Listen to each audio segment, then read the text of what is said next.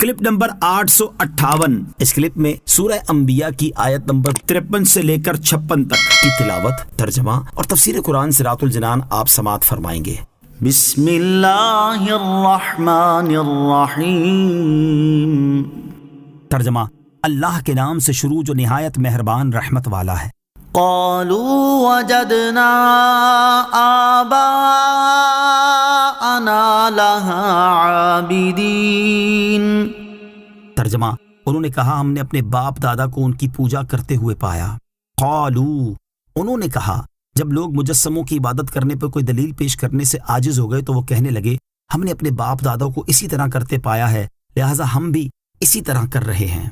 باپ دادا کا برا طریقہ عمل کے قابل نہیں۔ اس سے معلوم ہوا کہ باپ دادا جو کام شریعت کے خلاف کرتے رہے ہوں ان کاموں کو کرنا اور ان کے کرنے پر اپنے باپ دادا کے عمل کو دلیل بنانا کفار کا طریقہ ہے۔ ہمارے معاشرے میں بہت سے مسلمان شادی بیاہ اور دیگر موقعوں پر شریعت کے خلاف رسم و رواج کی پیروی کرنے میں بھی ایسی ہی دلیل پیش کرتے ہیں کہ ہمارے بڑے بوڑھے برسوں سے اسی طرح کرتے آئے ہیں اور ہم بھی انہی کے طریقے پر چل رہے ہیں، حالانکہ جو کام شریعت کے خلاف ہے اور اس کے جواز کی کوئی صورت نہیں تو اس کا برسوں سے ہوتا آنا اور آباء و اجداد کا اپنی جہالت کی وجہ سے اسے کرتے رہنا اسے شریعت کے مطابق نہیں کر سکتا۔ اللہ تعالیٰ سے مسلمانوں کو ہدایت عطا فرمائے اور انہیں شریعت کے خلاف کام کرنے سے بچنے کی توفیق عطا فرمائے، آمین۔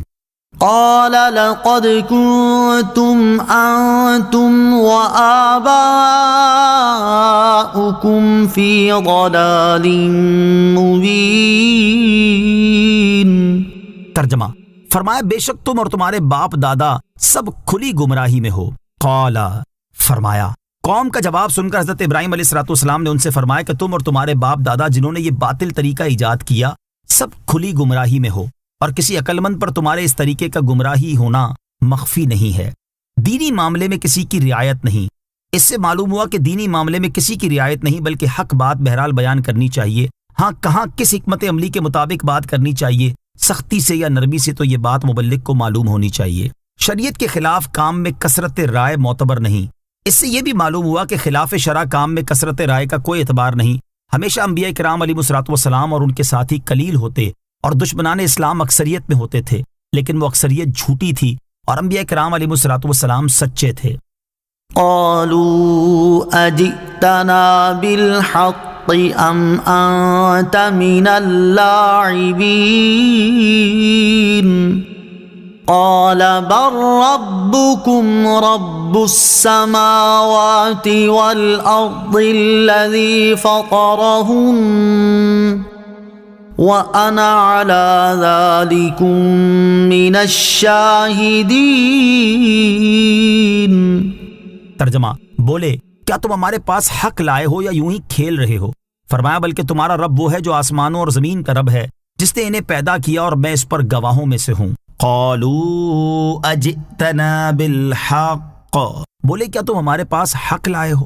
اس آیت اور اس کے بعد والی آیت کا خلاصہ یہ ہے کہ حضرت ابراہیم علیہ السلام کی قوم کو چونکہ اپنے طریقے کا گمراہی ہونا بہت ہی بعید معلوم ہوتا تھا اور وہ اس کا انکار کرنا بہت بڑی بات جانتے تھے، اس لیے انہوں نے حضرت ابراہیم علیہ السلام سے یہ کہا کیا آپ یہ بات واقعی طور پر ہمیں بتا رہے ہیں یا یوں ہی ہنسی مذاق کے طور پر فرما رہے ہیں؟